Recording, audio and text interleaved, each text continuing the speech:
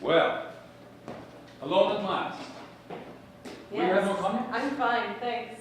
I'll have a little. Alan, what do you do? Do? For a living. Gregory was a little vague. I'm a middleman. I arrange things. Oh. I don't know what that means. If somebody wants something that's difficult to get, they come to me, and I arrange it. I buy it as cheaply as possible, and I sell it for as much as I can get away with.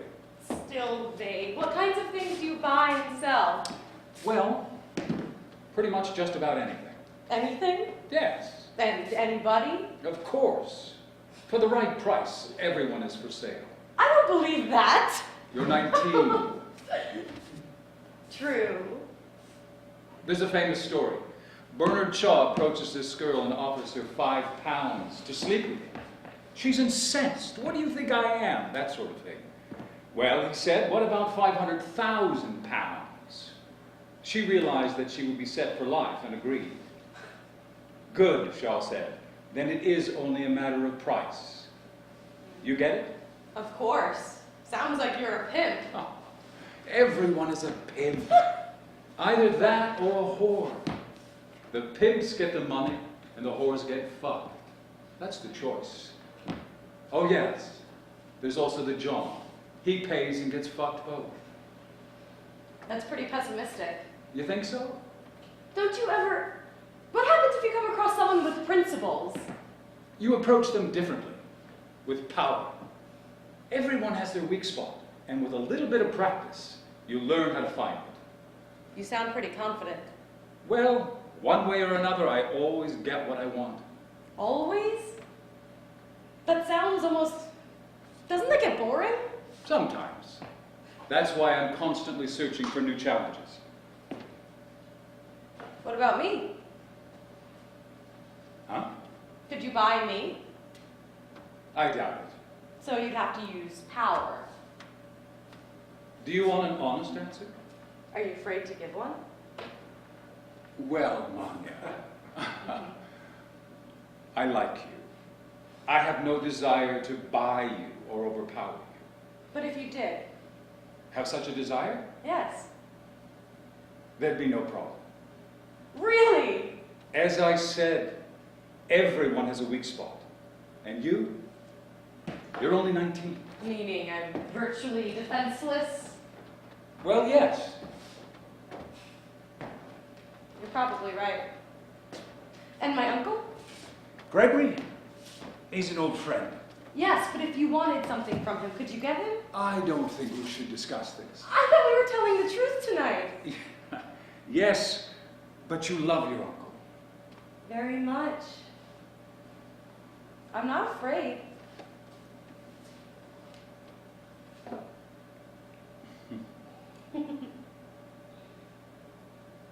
So?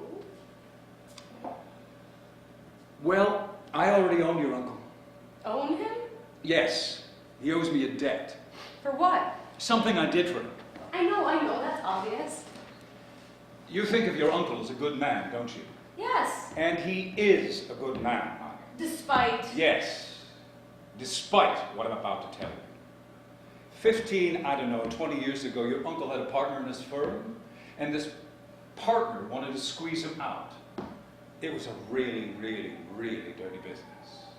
This partner, I can't even remember his name, Freddie or Fritz or something. He fucked Gregory with some legal papers, and Gregory was going to get nothing, absolutely nothing. And so I had the man's legs broken. What? I hired 2 guys, and I had the man's legs broken. Oh. Shortly thereafter, Fritz sold the business to Gregory at a very reasonable price. I see. That's not a very pleasant story about either of you. I know, but Fritz was playing hardball, and so we had to play hardball right back. So, this is why you own Gregory? Yes. I didn't charge you for it. It was a favor. So I get it. So you're saying everything that Gregory has, the house on the island, the apartment on Fifth Avenue... Yes. He owes it all to me. We're friends. I'm not sure I'd like to be your friend. Well, you surely wouldn't want to be my enemy. Agreed. Besides, I thought we were friends already. Aren't you going to make dinner for me? Yeah, I guess. I never had a friend who goes around breaking people's legs. I didn't do it, Mom. Of course not. Don't want to get your hands dirty. And I don't have it done very often. This was a particular circumstance. But this sort of thing, isn't it exactly what you mean by power? Don't you have to be willing at any moment to break a man's legs? To have them broken? Yes. You admit it readily enough. There's no admission. I'm not ashamed of what I do. I live in the world. My eyes are open. I observe how the world operates, and I participate in that operation. And profit from it. Yes, but that's all. It's not my doing. I'd make a better world if I could. I would. But this is the only one that we have. And it's amoral. It's capricious. You must know that. People live and people die. There doesn't seem to be much reason for it, does it? No. For instance, when your parents died, weren't you angry? Yes. Wasn't there was someone else involved, right? 2 kids. Tell me, where were you when it happened? At school. I was sleeping. 7:30 in the morning, and I woke like a shot. The phone was ringing in the dorm, and somehow I knew it was for me, and I knew it was bad news, death. It kept ringing. Finally, someone answered down the hall and called out my name. I thought it was my grandmother. Oh no, I thought Babunia is dead. I put on my robe very slowly. I expected to hear my father's voice. It was Gregory, and he was crying. Yes. Were they drunk? The kids? Yeah. Daredevils. They were driving down the wrong side of the road. One of them hung on for a few weeks and then died. The other one broke 3 toes. That's all! 3 fucking toes! Did you go see him? The one with the toes? Well, what for? I don't know. If that had been me, I might want to go see him. I might want to say, you killed my parents. Yes, but I didn't want to think about it any more than I had to. Yes.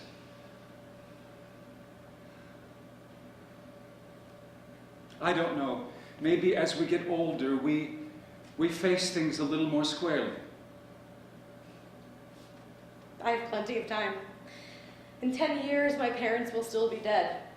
In 20 years, 30, when I'm old, when I have children and grandchildren, all that time my parents will be dead. They'll be lying on that road outside Pittsburgh, and there's nothing I can ever do about it. Yes. You're right. I hate cars. I hate violence. It is a part of life, Manya. I hate what you told me about Gregory. I know, but he is a good man. Maybe, but he had somebody's legs broken. I don't like it. It doesn't fit. You have to accept all of life, Manya. Why do I? Why can't I throw out the bad part? Throw it out, and it'll come right back at you. Really? Yes, every time. So I'm supposed to live with it? Yes, But if I live with it, then it becomes part of me, doesn't it? eventually. But I don't want that to happen. It will happen. I don't believe that. Because you are young. Very, very young. I'm not that young. Yes, you are. My parents died. Okay. But you still have myths. What?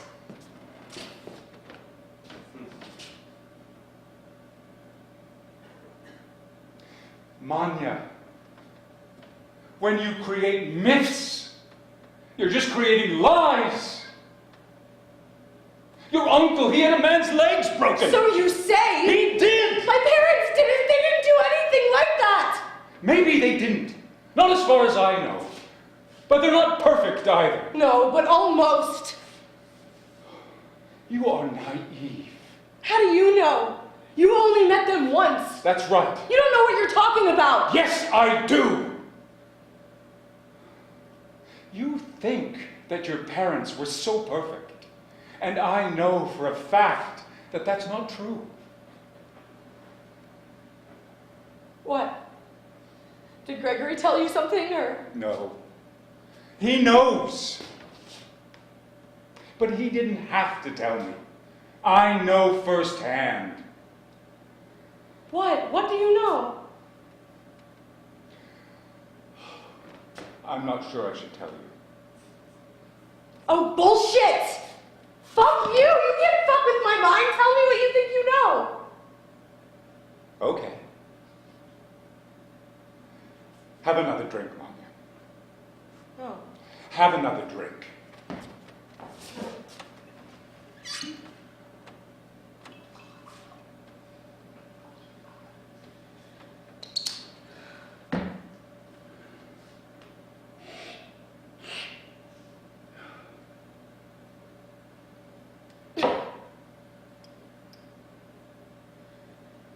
Now tell me. Yes. As I mentioned, I only met your parents once. Right? Dinner with Gregory? Yes, but I spoke to your father several times. Often, in fact. In fact, virtually every time he came to New York. Daddy called you? Yes. Why? What for? He wanted a place to stay. Oh, you mean he stayed here? In this apartment? What? Why? Why For do you- business? Why do you think? I don't believe it. That's your prerogative. You're saying he always stayed here? Sometimes, there were even times he came to the city alone. Without your mother, and then with your mother. And then he would come here in the afternoons. Stop it. He would come here, Manya, in the afternoons. I said stop it! Okay! I stopped! That's all I needed to say anyway.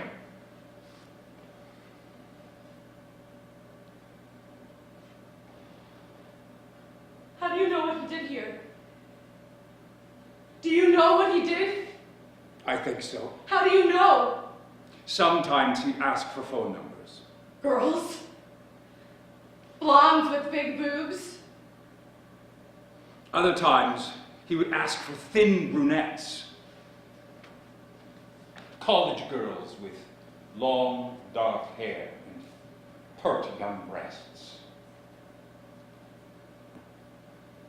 Like me. Yes.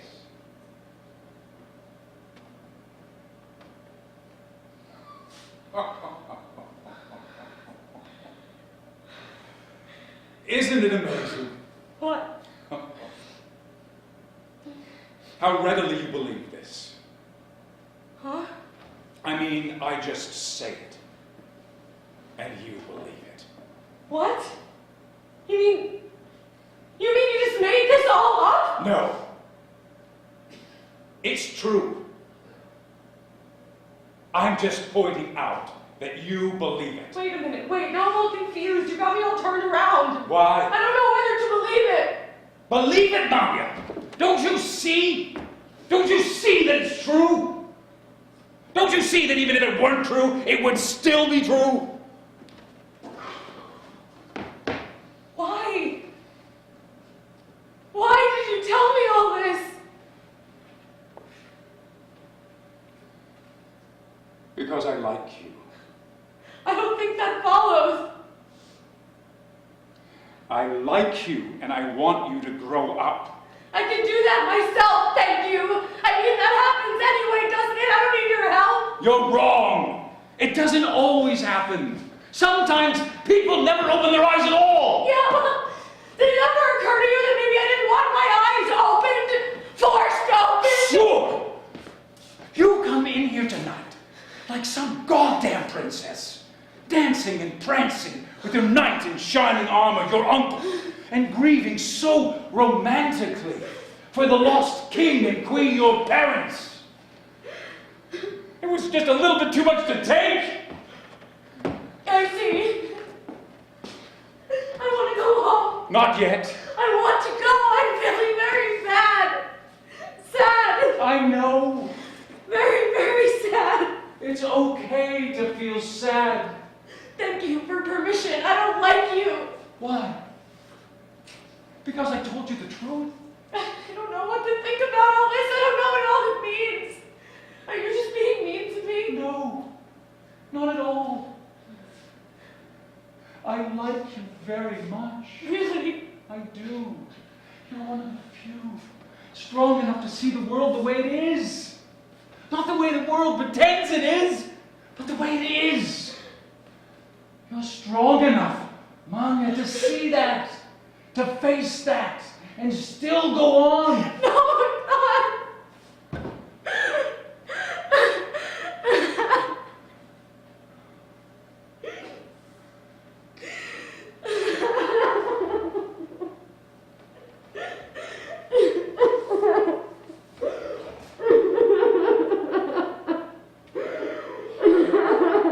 You are so delicate. So delicate.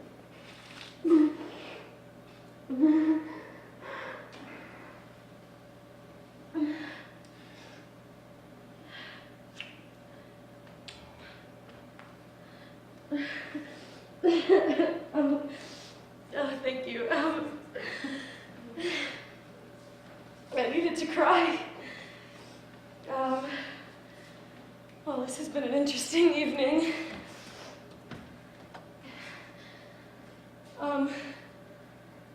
Well, that kiss, Yes, what did it mean? you know. I want to go home. Where is your home? Your uncle's apartment. I think that you are very beautiful. Exquisite. It's true. I thought you liked blondes with big boobs. Them too. This is getting a little crazy I here. know. I'm scared. It's just feeling alive, man. No, it's not. It's fear. I want to sleep with you. No. Yes. No. Yes. I don't want You have no choice. to. Of course I do. I told you. I always get what I want. You don't want to do this. Yes, I do. You're a nice person. No, I am not. Shit. I have wanted you since the moment I saw you. Please don't do this. Please.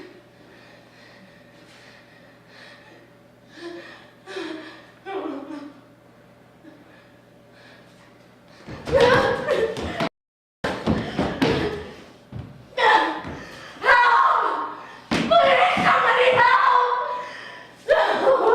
They can't hear you, Manya.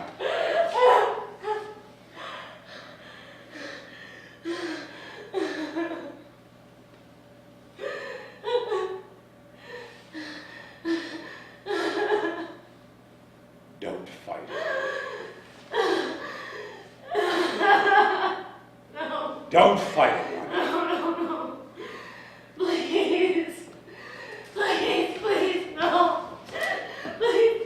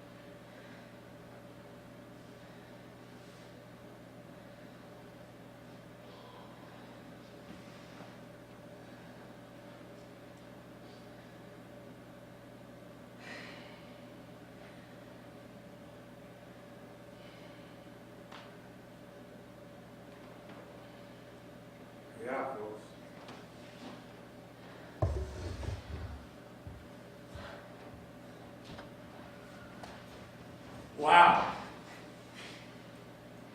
Good work. Exciting. Quite a scene, isn't it? Shocking. Horrifying. Good theater. Such improvement, so much creativity.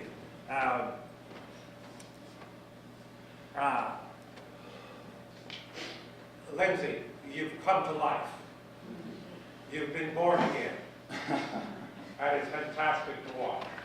It's fantastic to watch your creative, your healthy ego, your excellence at understanding something and then having the joy of going about exploring it, which is what you did today. You explored the text. Yes. And found things that I've never seen any other actor doing it, and I've seen it a lot. You found a whole creative process with him. Because you had ideas to work with, which is to avoid the obvious. But it was, you know, and the other thing is that you were, again, great partners. Alice, wonderful to see you take the stage. Physically, vocally. How did it feel? Good. Why? Wow, I don't know. I felt, it took a little bit getting into it. I was a little like, Well, I'll tell you why that was, by the way. There's just a technical thing you did that made you take you a little longer to get into the scene. mm-hmm. But we can fix that, and when Okay. I give it to you, it's the most simple adjustment, and it'll totally take you into the material. But besides that, what did you find? And also, you know, Lindsay was doing very new things, wasn't he? Yeah, And, it was exciting. And how did that affect you? It was fun. Right? Yeah. You know what I love? It's such a terribly dark play, you know, Grand Guignol. And you were both starting to get ready to do it, and you were so happy. You know what I mean? They were smiling and laughing like they're about to do the most heinous. And they're smiling and go, "Do you have your props? You got it ready?" Ready? And that's the magic and the joy of what we do, that it's fun.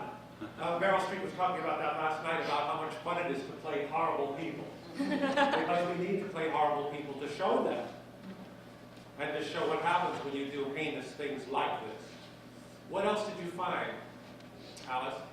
I don't know. It's exhilarating. It was amazing working with Lindsay. Well, it was wonderful to see you both work together. You know, you really worked together. You had fun. Yeah. And you found choices, and you were sculpting the material vocally, emotionally, physically. I mean, the rate was really something. I mean, it was really something. The way you got her behind the couch, fuck. I mean, it's suddenly like it was happening in front of you, right? It's like you don't want to watch it. I mean, that's when you really are doing something that is good, is that you go, the audience can't breathe. So tell me, Alice, so what let the feelings go. Talk to me about the feelings. I was so worried about it. I don't know. I What never. if you did know? What? You said you don't know, and I'm saying if you did know. If I was really worried that I didn't do enough. Not while I was in it. Right. But I get really perfectionist like, Well, and I'm like, perfectionists are always unhappy people, so stop that. stop it, okay? You're never going to be perfect. Yeah, I You know. you have to do it before you think it's about me saying, oh, did I, you know, what if I was a teacher? Well, I don't know if what I'm saying is right, and oh God, maybe I'm not right. Oh, Yeah. That's over. Yeah, exactly. Oh, right. Oh shit, I want to get my money back. You've got to not be, I'm happy and willing to be wrong. Mm. And so you must be too. It is not perfection. Olga Hagen said out of 1,000 performances of Who's Afraid of Virginia Woolf, she did 3 what she thought as perfect performances. Out of 1,000, 3. Mm. So stop that. It's nonsense. It's just insecurity and narcissism, and it's just useless. Yeah. There's But it no was- perfection. There's just the dance of life. So go ahead.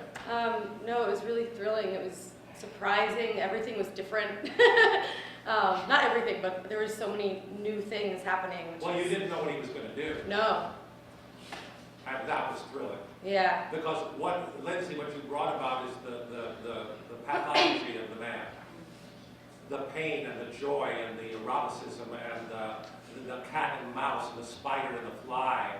You did a wonderful thing where you kind of were away from her on that stool, turning away, and you were getting erotic because of the pain in her voice. Because the whole beginning of the scene, he goes, well, with someone like you, I'd have to use power. And you're working off her pain in her voice and how stimulating sexually that is. So you understood all that. You understood the scene better. What did you get, Lindsay? What inflamed you about doing this? What is it meant to be in class for you and work and watch and listen?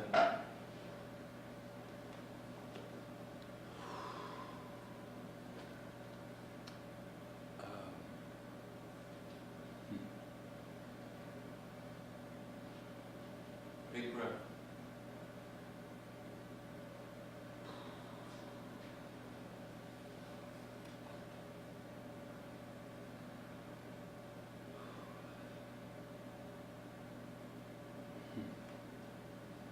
I'm with you. So important, pal.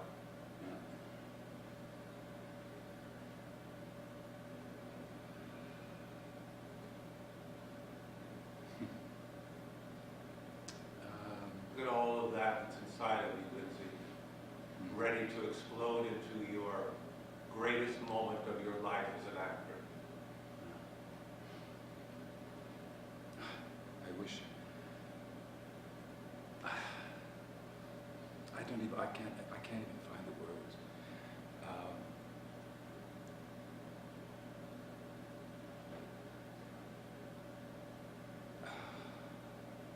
I mean, it was very liberating. Yes, but that's all in you. What you're overwhelmed with is you. All I did is open a door. You walk through it because you're capable of walking through it, running through it, sprinting through it. What opened up? What did you get out of for yourself and your future?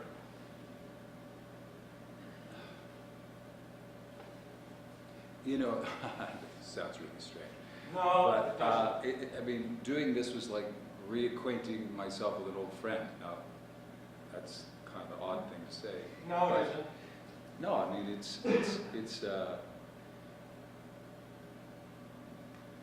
I consider this, I did consider this so much part of my past.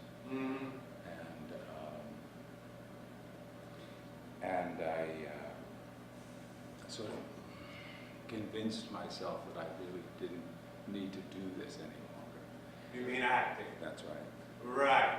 Yeah. And now? Well, I mean, it's definitely something I feel compelled. I feel if I don't, I will. That's right, you will. And that would be a tragedy since you have such a gift. Whatever has happened to you, Lindsay, is grist for the mill of your future. You can't shut yourself down. You'll destroy yourself. You've got to open up this creativity and allow yourself to find joy in life before you die. You see, winning life is winning joy. You have to go through, most of us, a lot of shit. But then the winning, this book that I talk about, which I'm still barreling through, called The Denial of Death. But Ernest Becker's great book about death. And he writes that we're as afraid of joy as we are of death. And when people find joy, they go, oh, it's too much, I can't stand it. The happiness, I I can't stand it, it's too happy, I'll die, it'll kill me. Well, we talk that way about death, too. So his point is that if we find joy, then we won because we're living in joy knowing we're going to die. And once you know that, then you taste the coffee, you experience your acting partner, you hear the writer, you smell the air, you taste the food, you make love, you have joy, you feel the sadness, you live in an extravagant, luxurious, sensual way until you die. And that's where you are. And there is no way out for you except to create, because you're a creative person.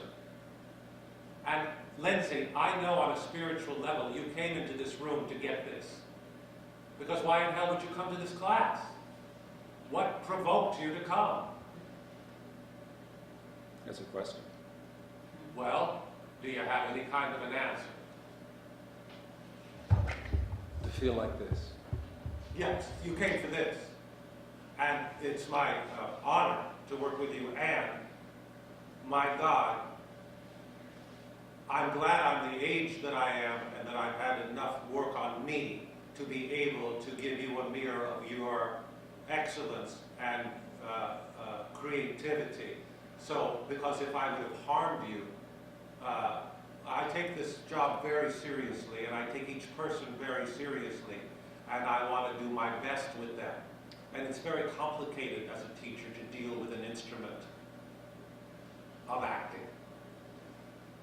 But, so you and I exchanged, and you exchanged with wonderful Alice, and you exchanged with the wonderful Nick Kazan, and you exchanged with the creator in you. And that's joy. And you just don't know enough about joy. That's the rest of you. You have to explore joy. What else in terms of this, what you found in rehearsal? And as you thought about the play and how you changed physically and vocally, and how you raped her before you raped her, because that's what it's about. It's about a psychological, spiritual rape that ends and culminates in the actual act.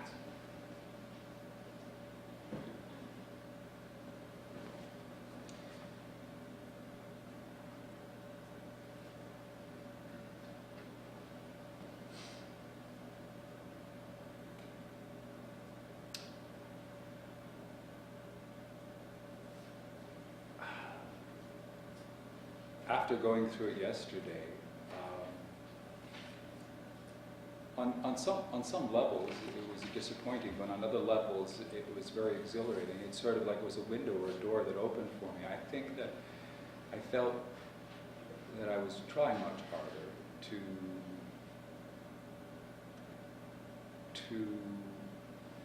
be good. Yeah. And I'm not exactly certain what it was. I know this morning when I mean, this has been an amazing 4 days. I mean, it kind of takes your breath away, but it, kind of gets you right here, and the vulnerability and the rawness that you witness is. It's been a brave class, hasn't it? The actors have been very brave. It has been an amazing class, and it is humbling. I mean, it is humbling to be here and to witness this and to be a part of all of this. It's a big part of it. You're a big part of it, Lindsay. There's a lot of young people watching you right now, and the richness of your talent, and the majesty that you have, the intelligence, the curiosity, the imagination. You're an adult man with a lived life who is an actor. Well, that's very helpful for them all to see, as it was for you to see the young people striving and feeling and trying and succeeding and falling on their face and getting up again, which is life. It's true. We fall down, we get up. We fall down, we get up. We fall down, we get up. That's life. Absolutely. And it's a ball, and it's horrifying, and it's painful, and it's gorgeous, and it's glorious, and it ends up in joy. You want to say right up before your last breath, God, I had a fucking good time. God, I had a fucking good time. this is really cool. Oh, and by the way, fuck you and thank you. Right? Exactly. Right. What a joy you are. I was just on the edge of my seat, watching you work the scene. I just thought, oh God, he's just in the play. He's exploring. You know, I know Nick, and I love Nick, the writer, and he and I are going to work together in the near future. And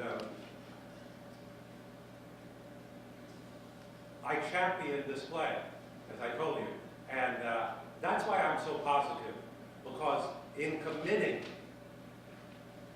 to things, everything good happens. And in not committing, everything bad happens.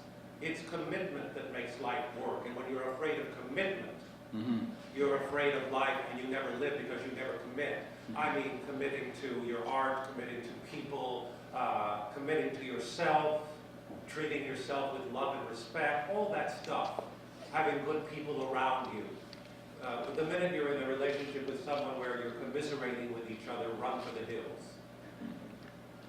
Commiseration about the negative of life is very dangerous. I had an actor who was about 75 years old. He came to my class all depressed. He was quite successful, and he said, well, they don't want me in Hollywood anymore. They've had their way with me. And I said, oh, go fuck yourself. He said, what? I said, I don't want to hear your sob story. You're in the greatest moment of your life to give your crap. Why don't you fuck off and go get another job? And he went and he did The Caretaker by Pinter, and he got the reviews of Life, and then did King Lear. Because I wouldn't put up with it. And that's what I feel about you. You can do anything you want. You love acting. Whatever's going on in your career, whatever, blah, blah, blah, is important but not relevant for your future. This is about getting back into class, about doing different kinds of characters, about getting your agent together, about going out, about feeling positive, about grappling with your depression, with the other problems. If you need some help, you go to AA, you go to VA. I went to Codependency Anonymous, with Debtors Anonymous for 3 years. I owed the government $100,000 in back taxes. It's an ugly story, but I had to go that far down in order to go that far up. I had to face my demon. And in DA, Debtors Anonymous, they said, you have to understand who you're debting to. And it was my father. You know, he's always said, you don't understand the value of a dollar, blah, blah, blah, blah, blah. You know, but he never taught me. But, you know, my poor pop, you know, but he was an asshole and a sadist. And he didn't get me. He didn't get me. As my therapist, De La Vega, who did love me, say, your father will never love you, Larry. He doesn't have the capacity to love you. And I would put my head down on that desk and I would sob my guts out because my father wouldn't love me. Well, he didn't love my brother either, and he didn't love my mother. And he had 4 wives and they all died.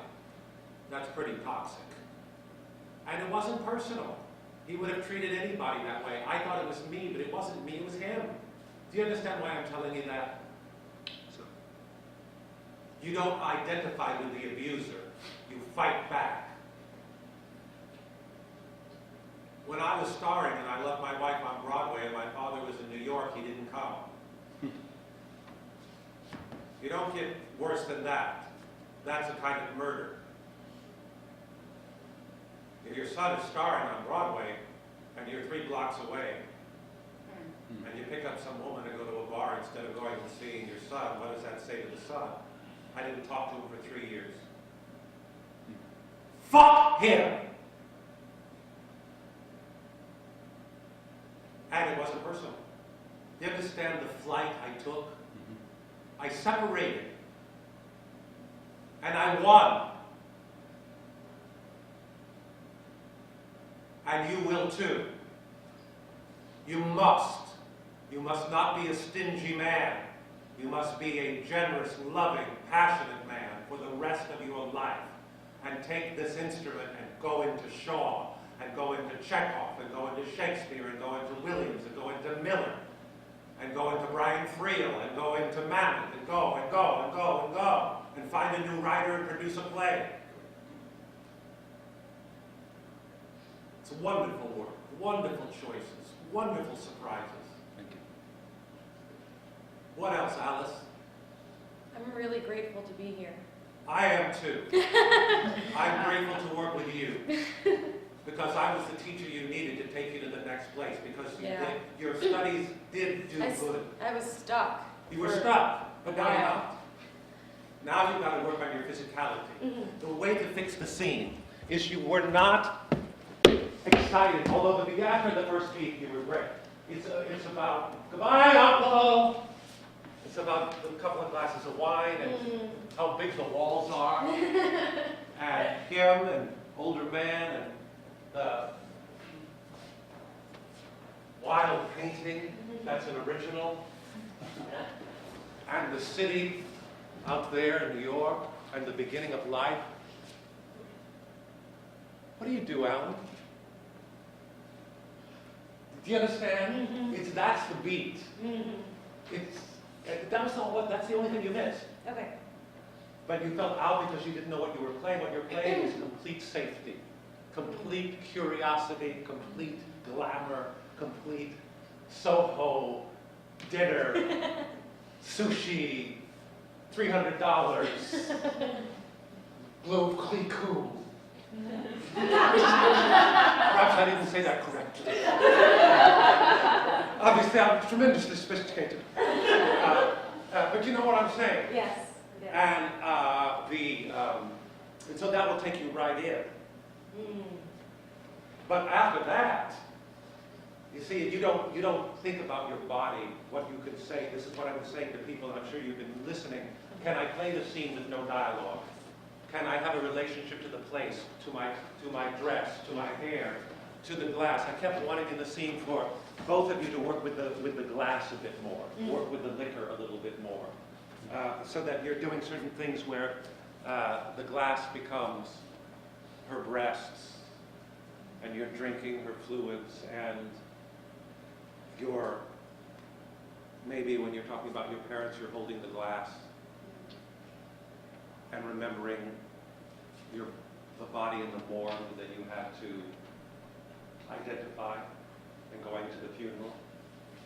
That wasn't as rich because I don't think you found the physicality of it.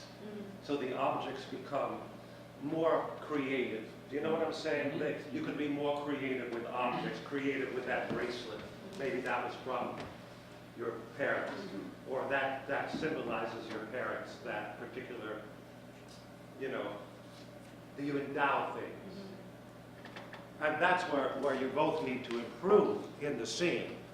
But having said that, so Alice, what else did you get? Because you were on the stage with a formidable man. Yeah.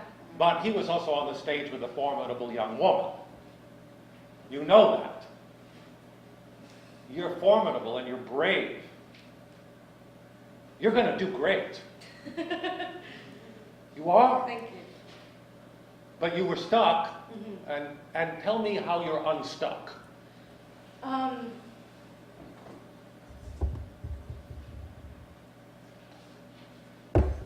haven't been on stage in a really long time. That makes me crazy. I know. Me too.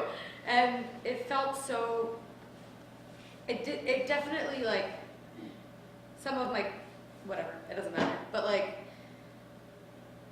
if whatever the other stuff that was going on with, like, me judging myself, besides that, it was amazing. And I just want to do this more. Well, you I'm will. going to. This is why I'm saying to you, youngsters, form companies. Yep, I have one. Form companies, find writers, work every day. You don't wait for, there's nothing in show business that has value but being good at something. It's not real. Don't you understand that it's not real? Yeah. It's a lie. The only royalty in show business is talent. And growing. Helen Mirren is on the West End, apparently, in an amazing performance. She just opened in the West End. Helen Mirren, you know, she's on her way to 70, whatever she is, right? Well, she's giving the performance of her life, and they're bringing it to Broadway. She didn't stand. Helen Mirren doesn't stop. Jeffrey Rush doesn't stop. Kate Blanchett doesn't stop. Denzel Washington doesn't stop. The other riffraff that call themselves actors, like the Baldwins. You know, Shia LaBeouf has now quit Orphans. What?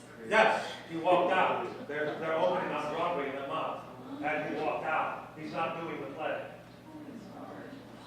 Creative differences. Whatever that means. So you understand? Mm-hmm. Yes. Alec Baldwin is an asshole. And his father was an asshole. And they're crazy, narcissistic, twisted people. But Alec has talent. I don't like that. I don't like that Hollywood horse shit. And I had to get very close to it in order to see through the fantasy. So I'm a good instructor in the sense that I do work in Hollywood, and I do work on big movies, and I also work on Broadway, and I also work off Broadway, and I also teach around the world. So I have a very universal experience of acting. And I understand the business as well as the art. And I'm understanding more every day. And what I'm saying to you is, you don't waste your 20s. I'm going to tell you something, and I said, you know, when I was 22, I was working with Madeline Kahn and Lily Tomlin in political social satire, doing 2 shows a night for 2 years on stage. I did not waste my 20s. When I was in school, right after high school, I went to a musical theater class, which is what I wanted to do, and the teacher said I had the worst singing voice he had ever heard. That was at 18. At 19, I was doing summer stock, hired as a singer, dancer, actor, and on 20, I was doing West Side Story, the revival on Broadway. And at 21, I was on Broadway. Because I worked 3 hours and 4 hours a day doing, well, I have a very good voice. Fuck him. I was scared. I couldn't breathe, therefore I couldn't sing. Teachers can be very destructive.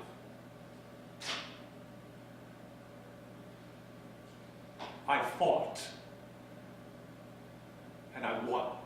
And so will you, Alice. You've got to become the next generation. You've got to be important. You've got to be somebody. No apology. Oh, I hope my agent. Fuck your agent. You're an asshole. Who wants to be an agent? Hate every fucking one of them. And the managers. And the casting. They should all go fuck themselves. They're lucky to have you. There's a few nice ones. Am I making sense to you? Do you understand you've got to work on your physical? You've got to work on animal work. You've got to go and do a comedy class. You've got to start to work on different animals for different parts. You've got to start to change, work on accents, to work on different kinds of ladies. You know? Yes. If you do Boom Boom Room in class, do both parts. Okay. Do Chrissy, but then do Susan. You know what I mean? Mix it up, mix it up. Different voices, different physicalities, different playwrights. Nina in the Seagull, right? Work, work, work, work, work, work, work, work. I'm excited. You're excited, and we're excited for you. We need you now, you youngsters. You've got to come to the fore and be brilliant. You've got to. It changes the world a bit. Do you have any questions about the scene or yourself or the class?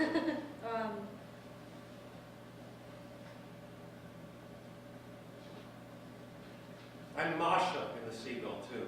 Work on Masha and work on Nina. Okay. God, and Julia, I mean, work on all the great young ladies. You all understand it, find your age range and work on those parts. You don't have time to be depressed. I'm sorry, you talk to your depressed. I don't have time to be depressed. I have to read this. No, I'll get to you later.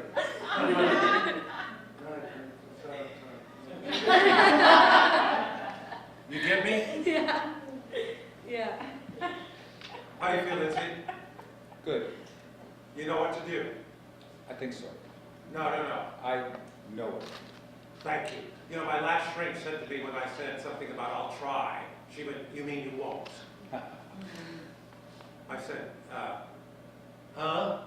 She said, when people say, I think I do or I'll try, what it means is resistance and I won't do it. I won't change my pattern because it scares me too much. I want to stay in the house with the blinds down in my false reality of pain and woe. Stay with my dysfunctional family internally and never seeing the light of day. No, you've got to bust out. I must and I will. And I take you at your word, young man. Great work. Thank you so much. Thank you very much.